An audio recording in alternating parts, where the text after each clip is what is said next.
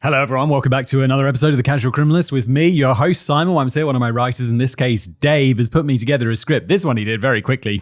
I feel like I ruined Dave's weekend because Dave sent me a message and he was like, "Hey, Simon, did you see this in the news?" And I was like, "Yeah, Dave, I saw this in the news. Everyone saw this in the news because today, you've probably seen from the title, we're talking about Lucy Letby, who has just been, as of yesterday evening or afternoon, convicted of murdering a lot of babies and has been sentenced. Well, I'm not going to spoil it, but Dave, he sends me this message on Friday. I'm like, yeah, I saw it, Dave. And I'm like, hey, Dave, I'll double your rate on the script if you get it to me by Monday. And he's like, it's my kid's, was it his kid's birthday? No, he was like going to a Chessington World of Adventures or something. And then I felt bad and I was like, no pressure. And then I realized I'd given him pressure because I'd offered him like a ton more money to do it. And then I felt really bad about myself the whole weekend. And then he sent it to me on Monday. And then I felt slightly better about myself when I sent him a fat invoice.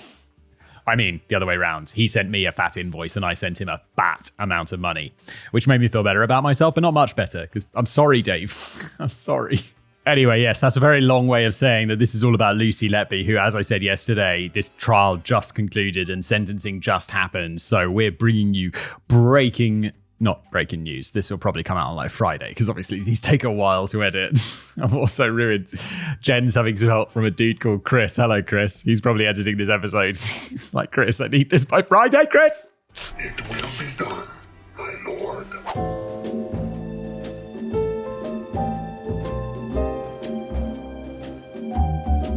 On this day, several years ago, I left the Countess of Chester Hospital with my wife and newborn son. We did things the usual people do. Oh no! Well, this was the hospital where it was happening. I totally glossed over that. I'm pretty sure. We did the usual things people do after leaving hospital with a new baby. We went to the McDonald's drive-thru in nearby Cheshire Oaks. Is that normal? I remember when both my kids were born. And I've never had a kid in the UK. Like, both of my kids have been born where I live in Prague, Czech Republic.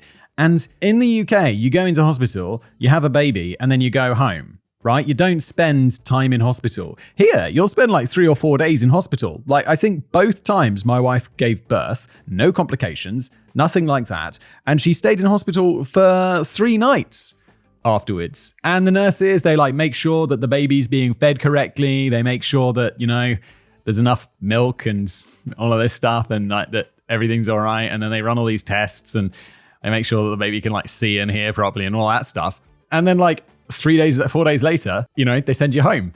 And it's very surreal because for the first few days, it's like, I have a son and I can only visit during visiting hours, which is like 2 hours in the afternoon. I mean, obviously, while the kid's being born, you're there. And then it's like you just have visiting hours at the hospital for like the first 3-4 days. And so I'm just frantically getting everything ready that we hadn't got ready yet and just doing as much work as possible before, I take some time off with the new kid at home. And I think in the UK, you just have a baby and then like, all right, off you go, which would seem very intense now. Oh, it's not like I pay for some special health insurance. This is just the government standard health insurance. Life's not fair, is it? We discussed how ridiculous it was that a member of staff had insisted on accompanying us to the car to ensure that we had a correctly fitted child seat. Yes, they do that as well. Well, like we walked because we live in a city and the hospital's like, it's literally like 10 minutes walk away. It's really nice. We didn't even like take the car when Mark's like, oh, it's coming. And I was like, okay, put your shoes on. And we walked the 5 minutes to the hospital because it's quicker than driving. Then we went home to begin that magical few months of sleep deprivation where you're never entirely sure whether you're asleep or awake. Ah, yes. When I think about the whole experience now, especially during the night, I often get out of bed, walk to my little boy's room, just stand there for a while, thinking about how lucky we were. Many other expected couples who checked into Countess of Cheshire Hospital were not so lucky because, you see, this hospital contained a monster. A nurse who was assigned to work with the most vulnerable individuals was, it transpires, actually working ceaselessly behind the scenes to make sure that not everybody left the hospital with a healthy child, as we were fortunate enough to do. In today's episode, we're going to take a look at exactly who this monster was, what she did, and the catalogue of alleged errors that allowed her to continue uninterrupted for so long. Ah, yes, okay, alleged errors that allowed, because it's like, okay, well, there's been no, I guess the civil cases or other criminal cases. If there's gross negligence is not yet completed. Obviously, Lucy Letby is a murderer, and we could say that because she's just been convicted and, sentenced to, we'll get to that in a little bit. Everyone knows how long she's gone to go into prison for. I don't know why I'm like, oh, maybe this is less. This is news in America as well, right? Because I go to bbc.com, not bbc.co.uk, because if you go to bbc.co.uk abroad, they redirect you to bbc.com, so you get like shoved tons of adverts in your face and more international news. And this was on the front page of that website for a couple of days. Who is Lucy Letby? Unlike many of the criminals we cover here, there were no early red flags that might indicate what Letby would become. Born in 1990, she grew up in Hereford, the only child in a stereotypically middle-class family. She attended the local comprehensive school before going on to study nursing at university. After completing her study, she moved to Chester, where she underwent another 3 years of training to become a children's nurse. During this time, she worked as a student nurse at both the Countess of Chester and the Liverpool Women's Hospital. After becoming a fully qualified nurse, she gained full-time employment in the latter in 2011. During her first years working there, she was described as both hardworking and sociable, but, and this is important, not unusually remarkable in any way. One article produced by ITV described her as nothing out of the ordinary, a beige character, even a girl next door type, affable and charming. Even after babies began dying at a disproportionate rate on her watch, people in charge had a hard time pursuing or even believing concerns that were raised against her. After all, she was just Lucy, the lovely nurse who worked in the neonatal unit. Much later, during her trial, Dr. Shoam Das, a criminal psychologist, said, quote, "One thing that really strikes me about Lucy Letby's case is that there's no known history of previous offending, specifically no known history of previous violence. Having assessed hundreds of mentally distressed offenders, I would say that that's exceptionally rare. It's unlike anything I've ever seen in my career before. I know I keep bringing this up, but it perhaps goes some way to explaining why her horrific crimes went undetected for so long." End quote. Yeah, this is like one of those things, because we have such human bias. We like look at someone and it's like, oh, look at it. Like Ted Bundy's always the example that gets brought up. Oh, look, he's good looking and he's charming. He can't have murdered anyone. And it's like, that's just our human bias. And there's a lot of negativity around like GPT, ChatGPT, and like it's, what it can do or what it can't do. And I'm like, but I don't know, I've messed around with its data interpretation quite a bit with like YouTube stats and all of that stuff, and just being like, can you tell me anything about this data? Just like, you can just upload like, here's my analytics, tell me anything interesting. And it'll be like, I found this, I found that. And you're like, holy shit, I never even thought about that. I wonder, like, surely this like machine learning and neural networks can be applied to like this, because I feel just anywhere where there's, I've talked about it before, how it'd be a great idea for each hospital to just have a retired detective. Like there should be a retired detective in each hospital. Like, I don't know how this actually works in real life, but in the TV show Scrubs, right, they have Ted the lawyer, and he's like around to make sure that, everyone's like, not doing stuff that's going to get them sued. How about there's also, detective Ted equivalent, who's got an office in the hospital, and he just walks around being suspicious of people. And it's kind of like, the military police or internal affairs at the police. And it's just a detective, an old detective who's retired, and he comes in like a few days a week and he just makes sure that everything's kosher. But what I was thinking, one of the most important things is to avoid the biases, right? And computers are really good at ignoring biases. And now with this like machine learning stuff, they're really good at interpreting data. So how about we just start putting all of hospitals' data, like all of this about the nurses, about the doctors, about the admin, about the like diseases, just start dumping that into like machine learning stuff. Obviously have someone check it very thoroughly afterwards and be like, notice anything suspicious, anything weird, any of these doctors or nurses have any like outliers? And it'll just interpret all the data and be like, yeah, maybe this guy. And then, your resident detective or whatever can look into it, because there's way too much of this stuff happening. And one thing is enough. And there's stuff that goes undetected, and there's just people who are shit at their jobs. It's not just like, malevolence, like Letby. It's also, I'm sure there's nurses and doctors who are just a bit shit and keep killing their patients. And it's like, well, how about we just start using the amazing technology that we have to start analyzing that data? Sorry, this is a huge tangent. It just seems like, surely, please tell me like some, big brainers out there working on that. Come on now. Maybe they do it already. Maybe this has been around forever. Please, someone comfort me in the comments and tell me that is true. If you're watching on YouTube, if you're listening as a podcast, you can't do that. So check it out on YouTube. I don't know. What do you want to do? Let me quickly interrupt today's video to tell you about a fantastic sponsor, something that has become a part of my wellness routine, and that is AG1 by Athletic Greens. Now you might be wondering, what's so special about AG1, Simon? Well, let me tell you all about the biggest benefits that I've personally experienced. First off, one little scoop of this stuff. What you do is you use this to keep it in the fridge. All of this goes in there. Then you scoop it into the thing, by thing I mean bottle. You shake it up and you're good to go. It's very easy. Plus you get benefits of a load of health products in one. You get multivitamin, prebiotic, probiotic, immunity support, all packed into here. My favorite thing about this, or perhaps one of my many favorite things, is that multivitamins, anyone else eat those? take those. You pop the little pill, you swallow it down, and then it's like, if you have a little burp afterwards, it's like, oh God, what have I eaten? Help! They just taste horrible. But with AG1, it's got this pineapple, vanilla-y taste. It's actually delicious. I'm going to have a sip of this right now. It's great tasting, and it's just made things simple and easy. One scoop and all of those things it takes care of. Look, there's a huge amount of things listed on the back here. By things, I mean vitamins and minerals. Multiple products in one. It's a true time saver. And by the way, you got to keep it in the fridge. So as I mentioned, this goes in the fridge after you've used it. I've been drinking AG1 for some time now. It's become a go-to part of my morning routine. It's like a daily dose of goodness. I wouldn't want to live without it. And here's something even more exciting. When you grab your first supply of AG1 at athleticgreens.com/TCC, you'll get a 1-year supply of vitamin D, which is immune supporting. That's fantastic. And also 5 free travel packs so you can keep your AG1 with you on the go. Thank you to AG1 for sponsoring this video. Stay happy, stay healthy, and now back to it. The killing spree. On the 8th of June 2015, 2 twins, who to protect their anonymity we will refer to as Child A and Child B, were born 6 weeks premature at the Countess of Chester Hospital. Although premature, staff at the hospital had no reason to believe that, given time and appropriate medical care, they would not eventually go home with their families and lead perfectly healthy lives. Sadly, Letby had other ideas. 30 minutes after she came on duty for the night shift, Child A deteriorated rapidly and unexpectedly. 90 minutes after she started work, he was dead. Prior to this child's death, Letby had alerted both the doctor and a consultant to unusual patches of discoloration on his skin. In reality, she was completely aware of why this was, but appears to have wanted to cover up what she had done by showing concern and involving others. Almost immediately after coming on duty, Letby had injected air into the bloodstream of Child A, causing an IV air embolism and deliberately murdering the first vulnerable victim in her care. Why the fuck would you do this? It's just such a beyond strange thing to do. It's a monstrous thing to do, obviously, but the thing that's most baffling is it's just fucking bizarre. There's murders that I understand, even like depraved shit. It's like, oh well, like he's a sexual predator and his brain is broken, and then he wanted to cover up the fact that it's, R-worded someone, so he M-worded them. It's like, I don't like it, but I'm also like, okay, yeah, he's just like, although I guess she's just messed up in the head as well. But it seems just like a totally different, bizarre.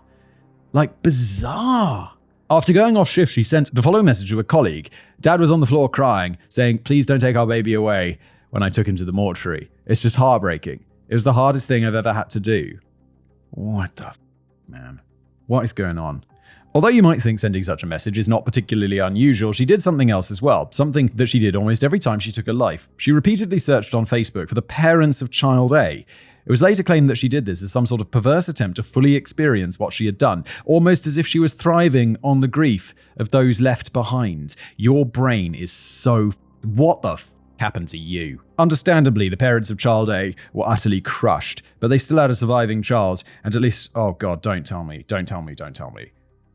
And at least one member of the family is said to have stood by her bedside for the entire day. However, when the lovely children's nurse came back on duty that night, they appear to have relaxed a little.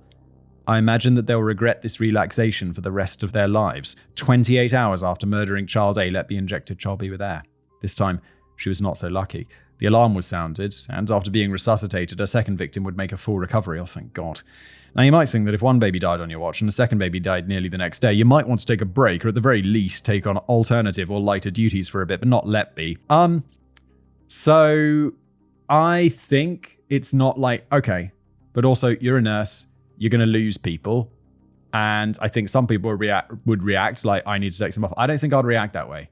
If I was in this situation and I was a nurse and I hadn't killed anybody and 2 people died on my watch, I'd be like, no, I'm going back to work. Let's get back to work. I'm going back to work. Let's go.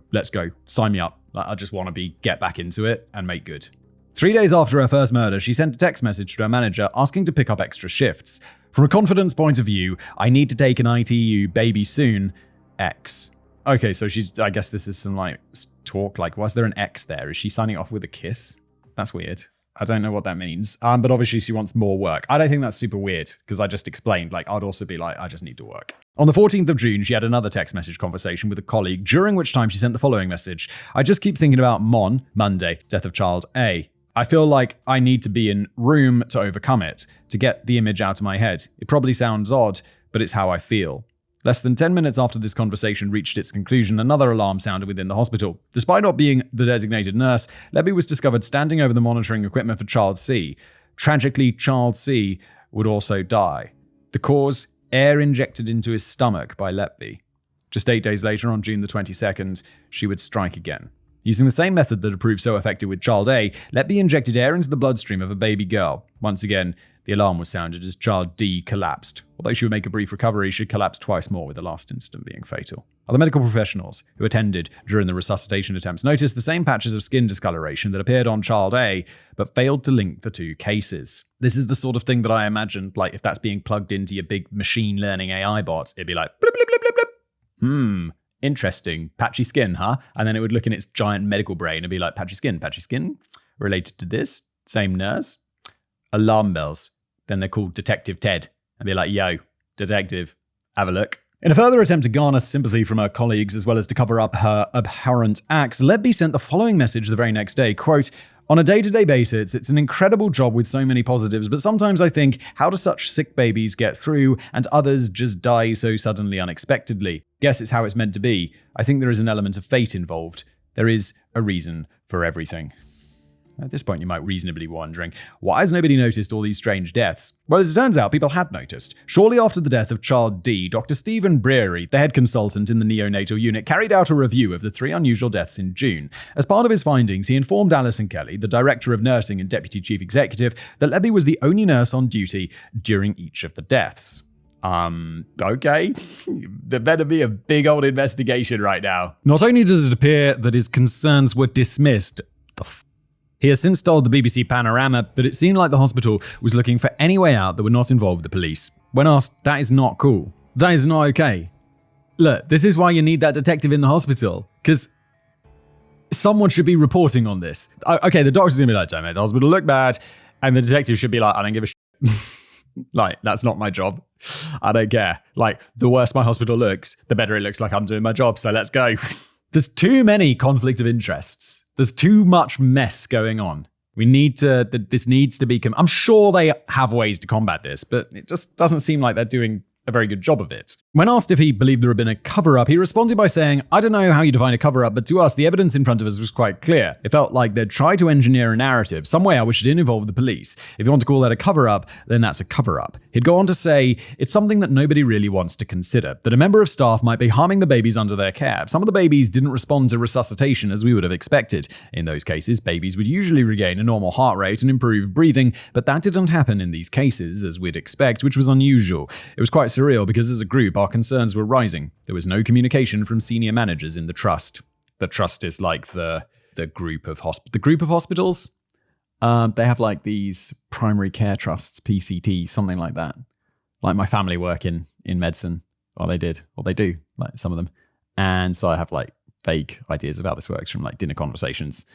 You might think that even if there was the slightest suspicion that one of the nurses at the hospital might have been murdering babies, those in charge would have at the very least taken the precaution of moving her somewhere else or temporarily placing her in an administrative role. But no, not only was Letby allowed to continue working with vulnerable babies, Breary and other consultants were forced to apologize to her and threatened with consequences if they did not immediately drop the matter.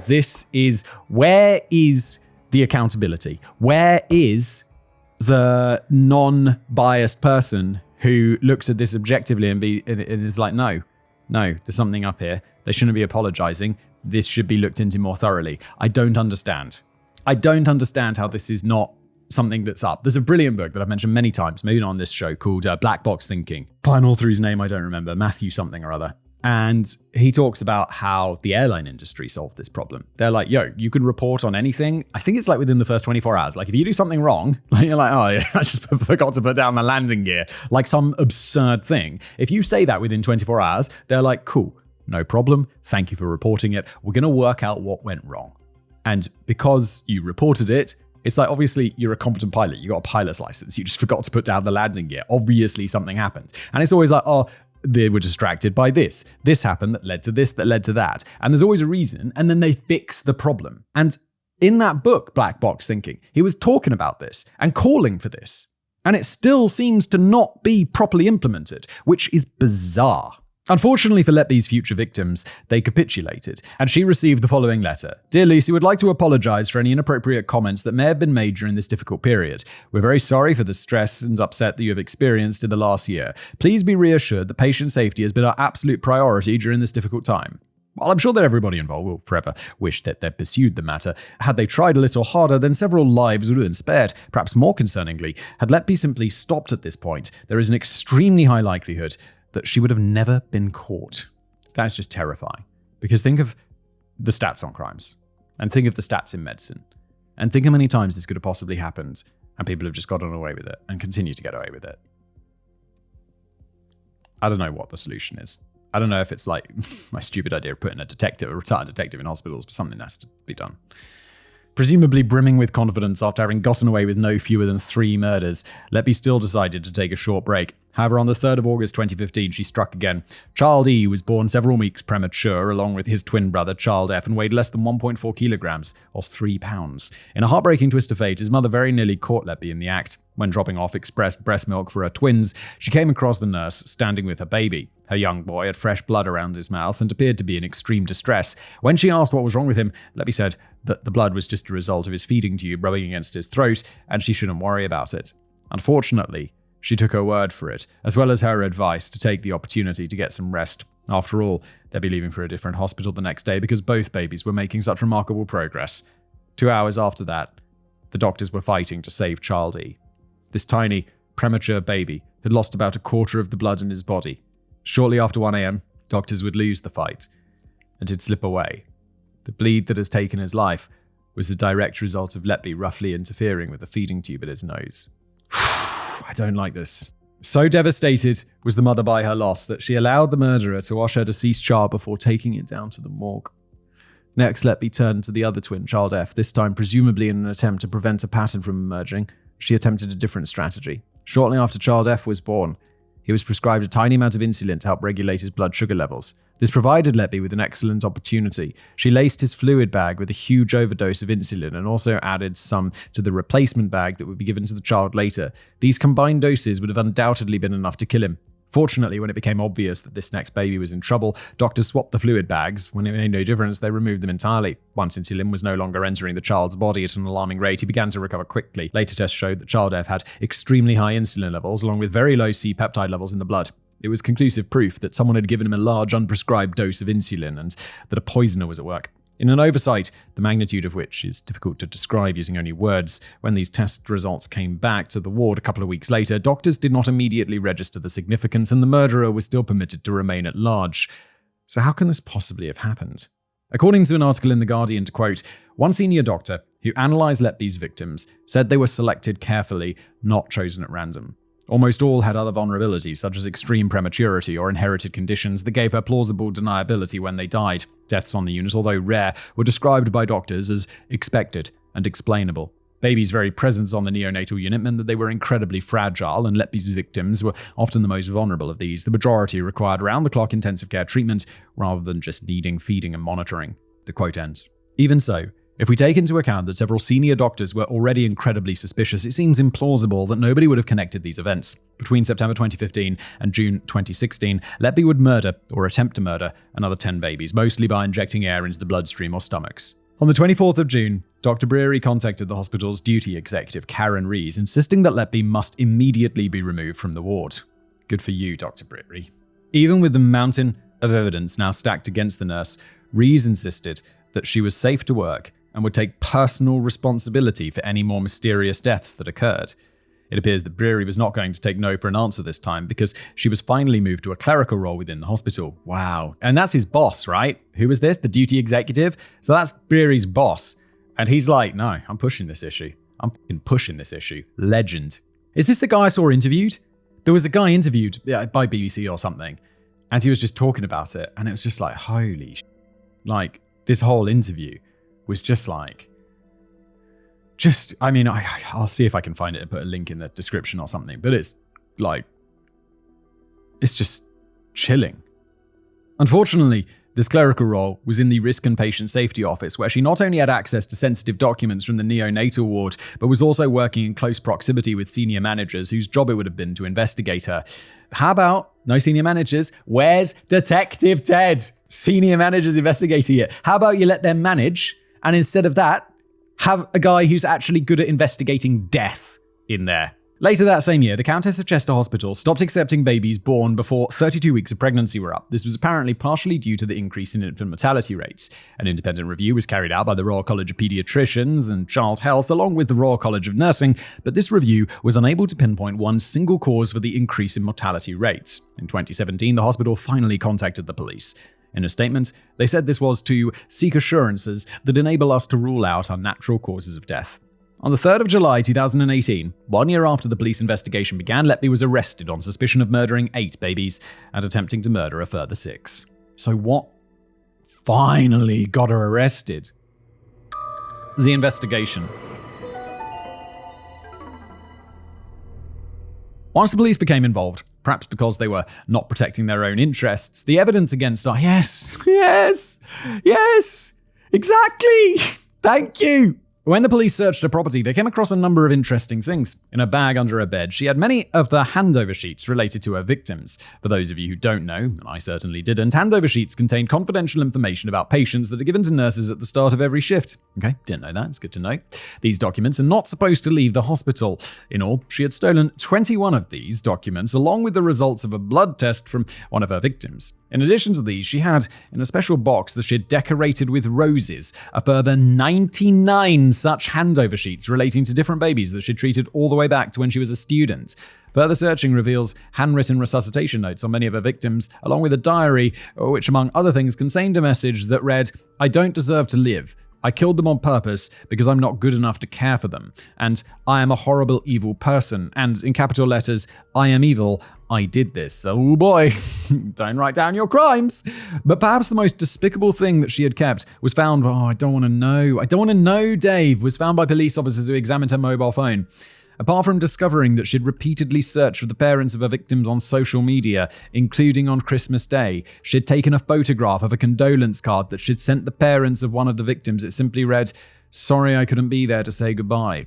The phone also contained a photograph of a thank you card that she'd been sent by the family of one of the babies that she murdered. Wow, British people are so polite. If I was in the hospital and my kid died, Jesus, I don't even like saying that. I don't even like thinking about this. But it's like, in this situation, I definitely wouldn't be like, I've got to send a thank you card. I'll just be like, for fuck's sake, just need to get on with my life. If they'd saved someone, then I'll be like, yeah, let's go. These people truly believed that she'd done everything in her power to help, and even in their darkest hour, a time when you really don't want to speak to anybody about anything, they'd made an effort to express their gratitude. All of this evidence could be, and was, used against her in her trial. Good. If this was in America, I'd be like, strap her to the chair. But unfortunately, we don't execute people in Britain. And I say unfortunately, I really do mean that sometimes. I really do. Like, in this case, it'd just be like, yeah, fucking kill her. She deserves to die. She said she deserves to die. Let's kill her. I don't know if Dave will be happy with me sharing this, but we're messaging back and forth about the script, and the sentence comes in, which is not death because it's not possible. And he's like, I imagine her time in prison will be short and unpleasant. And I'm like, I hope so. And not because she's getting released, but because she killed babies. She's not going to have a good time. Trial, conviction, and sentencing. As the trial began, many people were particularly interested in finding out just what could have led to such an outwardly normal individual committing such heinous crimes. Although she'd constantly claimed to be innocent, just how would she react when confronted with both the evidence found in her house and the reams of medical evidence? Well, according to Judith Moritz, a BBC News journalist who sat through the entire trial, she did not react at all. In an article published on the BBC website, she wrote, quote, "My berth on the press bench was no more than 5 meters away from Letby's seat. Every so often, I'd look at the nurse and try to catch a glimpse of character. As bereaved parents recounted the horrors of watching their children die, the nurse maintained a neutral expression, no matter how emotionally charged the evidence was. She sat passively. Now, for both the sake of Simon and of those of you watching, I'm not going to provide too many more of the distressing details. Oh, thank you. But I feel it is necessary to include some of the testimony given by the parents of the victims. The following witness statement is from the mother of the twins, Child A and Child B. Oh, I don't know, Dave. I don't know if I can sit through even one of these. These children, if you remember, were born 6 weeks premature. This is only an extract from the statement, as much of it refers to things that are not relevant to the case. The mother had an emergency cesarean section as her blood pressure levels were high and the twins were delivered. Afterwards, the doctor was surprised at how well she was doing, and the mother asked if she could see her children. She was told that once she was well enough to sit in a chair, she'd be taken to see them. As time passed, she said, I was getting a little anxious, as I just wanted to see my children. It was about 12 to 1 p.m. on June the 8th when I went to see Child A and B, who were both in incubators. She stayed with the twins for about an hour and was told to rest on the advice of the nursing staff back in her room. At about 8 p.m, a male staff member came into the room. You need to come in quickly. There's something wrong with twin 2. All I can remember is coming in and seeing what I felt like hundreds of people trying to resuscitate Child A. The mum was asked for permission by medical staff to stop resuscitative efforts. I couldn't bring myself to say stop. The only thing I could bring myself to do was just nod my head. One of the things that upsets me most is I never had the chance to hold him in my arms.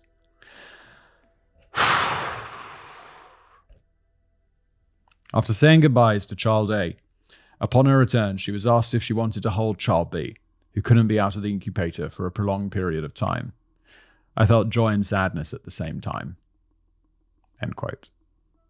At 11:55 a.m., the couple were woken up by a female member of staff to come quickly to see Child B. She said, "My heart sank.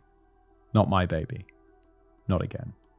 They were told Child B had a similar situation to Child A but had stabilized. The statement goes on to say that the mother was told by hospital staff that it was likely that the death of her child and near death of her other child were caused by pre-existing blood condition. Of course, this information would later prove to be incorrect. Although the trial started in October, according to Moritz, it wasn't until February that this callous murderer showed even a hint of emotion. However, this emotion was not brought on by a particularly harrowing piece of witness testimony, but by the voice of a doctor with whom she was allegedly having an affair. Although she was moved to tears on a few occasions, it was only when aspects of her life or her feelings were revealed to the court. In fact, when the prosecutor, Nick Johnson KC, began cross-examining her, one of the first questions he asked was, "Is there any reason you cry when you talk about yourself, but you don't cry when talking about these dead and seriously injured children?" I guess she's a f***ed-up person. Given the prosecution had pretty much rock-solid evidence, complete with documented medical evidence, expert witness testimony, and potentially a written confession, the defense, at least in my non-legally trained opinion, appeared to be fairly weak. Benjamin Myers Casey attempted to explain away the notes that Letby had written, as we mentioned earlier, by saying, quote, "It is a note written in anguish and despair. She was going through a grievance procedure with the NHS at the time and knew what was being said about her before her arrest. The allegations were destructive. The note is headed, 'Not good enough.' It does not say 'guilty.'" The quote ends. Now, to be fair to him, this is probably the strongest part of his case. You could very reasonably argue that someone who was genuinely struggling with the loss of so many patients might well start to believe that it was their fault, even if it were not. However, that is where the plausible part of his argument ends, in my opinion.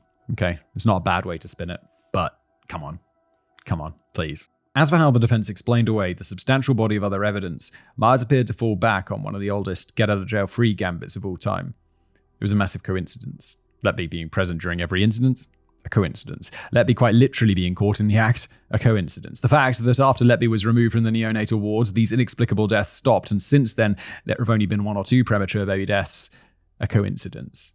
Again, this is only my opinion, but you might be able to explain away 2 or 3 such incidents as a coincidence. But when you start getting into the double digits, the likelihood of that being the case becomes almost negligible. As for exactly what Letby was doing with all that hospital paperwork at her house, she genuinely told the court that she collected paper, and that explains it. The very last thing I want to do is treat this case with anything less than the gravity it deserves, but some of these arguments are, best, ridiculous. In this case, though, my opinion doesn't matter in the slightest. However, the opinion that did matter was that of a jury made up of 12 of her peers. So what did they think? Was Lucy Letby a kind, hard-working, conscientious nurse who had the misfortune to fall foul of an extraordinary run of unfortunate coincidences? Or was she a cold, calculating psychopath who used her prodigious medical skill to go on a killing spree that lasted for the better part of a year? After deliberating for more than 100 hours, the foreman of the jury delivered the verdict. Letby was found guilty of 7 murders and the attempted murder of 6 others at the Countess of Chester Hospital neonatal unit between June 2015 and June 2016. In actual fact, the verdict was delivered in 3 stages, but that was the final result. Carrying out the ultimate act of disrespect to the families, Letby refused to come up from the cells to hear her final verdict. As the court was adjourned for the weekend, with sentencing scheduled to take place on the 21st of August, Letby was returned to prison. Yeah, this is a thing in the UK. You don't have to be there at your sentencing. They can sentence you and you just stay in prison, and then they're like, and you stay in prison forever. You don't have to go.